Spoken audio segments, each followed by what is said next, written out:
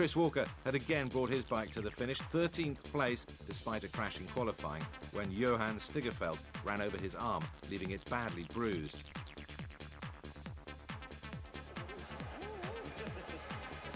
But the main focus of attention was on the off-track antics of the championship leaders. As they left the podium for the post-race press conference, the two were pushed together and fists flew, providing headlines for the Italian press corps. 1 second, you know, after the race, but finish is not big as all the press try to explain.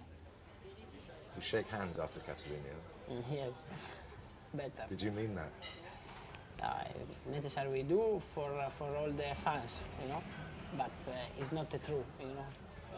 Our relationship stayed the same, nothing. Where did you and Biaggi start to have this rivalry? To start not to like each other? Yes, I think when I remember when I was young and see the races at TV, I never liked Biaggi. But I don't know why. Only because we are very different. We see the race and the life under a different point of view. But I think this is not a big problem. It is quite normal. The Dutch TT has been held at Assen since 1925 and is the longest surviving circuit on the calendar. But 2001 was to be the last time that the famous old circuit will be used in its current configuration. When you go to race in Assen, is always different. Yes, you feel this. The story of the Moto Grand Prix is in that track.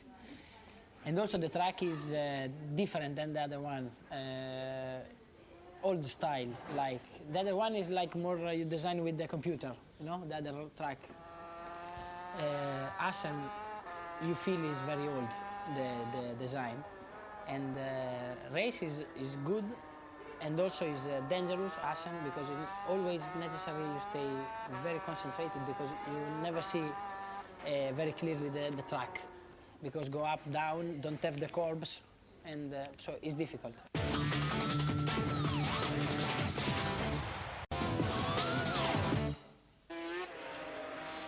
Britain's Chris Walker can testify to the dangers of the track.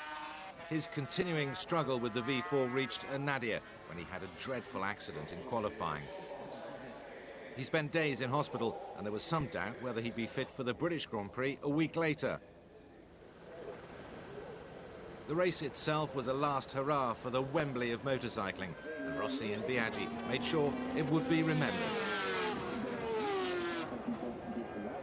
They call this the Cathedral of Speed, and so far it has been superb here in 2001, and I'm sure some of the great races many people can pick out, but I'll tell you, this one will be right up there with it, because it's close, and it's between all the championship rivals, which is what it's all about. He keeps looking behind him to see how close Capirossi is, and he just wants to know when he should make a move on Max, because it's obvious that he's in a position to do so, and, well, I say it's obvious. If you're Valentino, it's obvious, because he doesn't know any other way, and is this the time? Well, he's certainly had a thought about it, and he's made it stick, yes. He's decided to go now. Look at that rear wheel spinning up there, maybe too much there. He's lost a lot of ground there, and Max has come right behind him yet again. But he was looking behind him to see where Capirossi, he wanted to make his move and get out in front, and now he's decided to make that move. Now, Rossi makes the move into the lead, and Biaggi, will he stay there, or will he try and repass him? The crowd roaring in the background, there's no doubt about it just who their favourite is. If Jürgen van der Gorberg can't lead this race, they all want Rossi to. Biaggi, perhaps seen as the bad guy of the group, by the crowd at least. You mean, yeah, certainly Biaggi, but I don't think that'll bother Biaggi in the slightest. He's been there, done that, and he's quite happy to ruin the party, so to speak. And, of course, there's a very wise head on his shoulders, and he'll just wait now and have a look at Rossi's form. And I suppose as a rider, you tell me, Rob, I'd like to be in this position so I can watch the opposition and see where their tyre is having problems or where they're making mistakes or are slightly slower. It gives you a little bit of time, doesn't it? That's right, and Max Biaggi will have seen that in the passing manoeuvre that he's just experienced with Rossi coming by. the way Rossi was able to spin the rear tyre up on the Nastro Azzurro Honda, but still keep it more or less in a straight line. That was a controlled passing manoeuvre and controlled throttle by Valentino Rossi. This year, the 2001 season has seen Rossi more in control of that Honda than ever before, but Biaggi's come through! Yeah, control may be, but I tell you what, you're out of control when Biaggi comes by you at 160 miles an hour, says thank you very much, and takes the lead, and here comes Rossi again up the inside, but no, not this time. Where he overtook last time, he's decided to stay back. Max is not giving in. This is a titanic battle. This is what we wanted to see as they come over the line again. It's neck and neck. They're side by side. The two protagonists in the 2001 series have got nothing between them. No quarter is being asked and none given. Biaggi leads from Rossi, Caparossi and Barros. Nakano is fifth now. Roberts has dropped down to sixth place. And Sede Gibano is now up to seventh place overall. Behind him, Ukawa and then Van der Gerberg up to ninth position at the moment. There you see him coming in some 21 seconds behind. Hager still 10th. And Leon has them still battling there for 12th overall at the moment, but as you can see, not gone through the start-finish line as of yet. Red flag situation, there's been a problem. The rain, I think, is beginning to fall. The marshal just pointing at the clouds. There could be raindrops coming down here at Assen. So then the Assen race has been red flagged. The riders come back into the pits.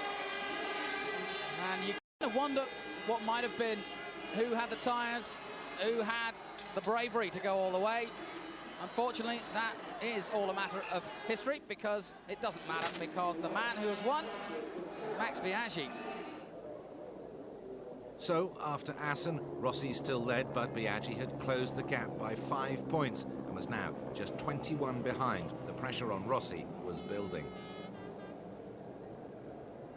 After Jerez, Biaggi is maybe arrived very 12th position.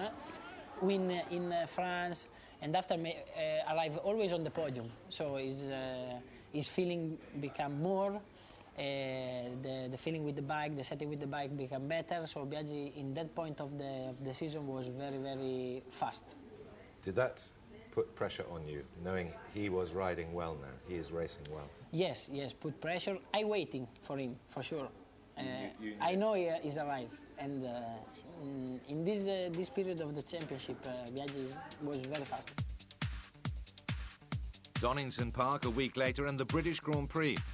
Walker was racing, though many thought he shouldn't be. And Valentino proved in qualifying that he really was feeling the pressure from Biaggi's good form. That meant he'd start on the third row of the grid. I was a little bit unlucky during the practice because, lucky because crashed at 204 hours and have no pain. So this is very lucky, only slide. But necessary stop and start from 11th position because Saturday rain. And Sunday also on the warm-up was only 7 or 8 position because anyway the setting of the bike is not good. Biaggi was in pole position and have only 21 points, so the situation was a little bit critical, you know. Is Donington a difficult circuit to set the bike up for, because it is like 2 tracks in one, isn't it? Yes, exactly. Donington is like 2 tracks in one. Is the first part is very good. I like very much, but the last part is like going a car park, you know. So make the setting of the bike is not easy. We try to modify the bike for the race. Because I have a big problem with the front, also during the warm-up, and I decide with the team to try. If it's okay, it's okay. If not okay, it's a disaster. And we make a good setting, and the bike in the race was not perfect, but anyway quite good. And I think I make my best race in my career. 14 laps to go, but Biaggi and Rossi, the 2 Italians, the man from Rome and the man from Urbino from the coast.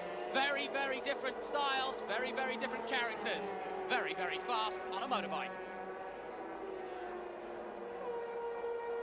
Well, you don't need the gap to show you how close they are. Nothing in it between these two. Biaggi will know exactly where Rossi is now. He can't see the fluorescence of his leathers coming at him. Yeah, both their bikes seem to be working pretty well around here. Neither of them seems to be in any particular kind of trouble, but I think Biaggi's going to